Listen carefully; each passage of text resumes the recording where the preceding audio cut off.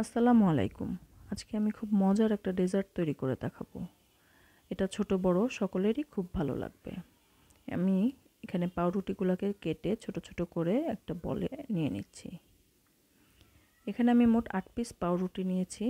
এখন ব্লেন্ডারে 2 কাপ দুধ, 4 টেবিল চামচ চিনি, 1 চা চামচ ভ্যানিলা এসেন্স, 2টা ডিম দিয়ে ভালো করে ব্লেন্ড করে পাউরুটির কেটে রাখা স্লাইসগুলোর উপরে ঢেলে দিব।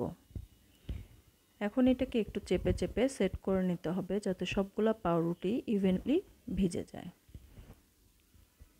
এটার উপর দিয়ে আমি চকলেট চিপস দিয়ে 180 ডিগ্রি সেলসিয়াসে 40 মিনিটের জন্য বেক করতে দিয়ে দিব। আর এই পাশে একটা সস তৈরি করে নেব। এর জন্য 2 কাপ দুধ, 2 টেবিল চামচ কাস্টার্ড পাউডার, 3 টেবিল চামচ চিনি দিয়ে এটাকে অনবরত নেড়ে যাব।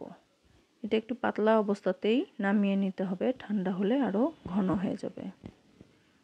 এখন বেক হয়ে যাওয়া পাউরুটির স্লাইসগুলোকে নামিয়ে এটা গরম অবস্থাতেই আমি একটা বাটিতে সার্ভ করে নেব। আপনারা চাইলে গরম এবং ঠান্ডা দুইভাবেই খেতে পারবেন। উপর দিয়ে তৈরি হয়ে যাওয়া সস আর চকো চিপস দিয়ে ডেকোরেশন করে সার্ভ করে নেব। এটা ঈদে অথবা মেহমান আসার 1 ঘন্টা আগে তৈরি করে নিতে পারবেন।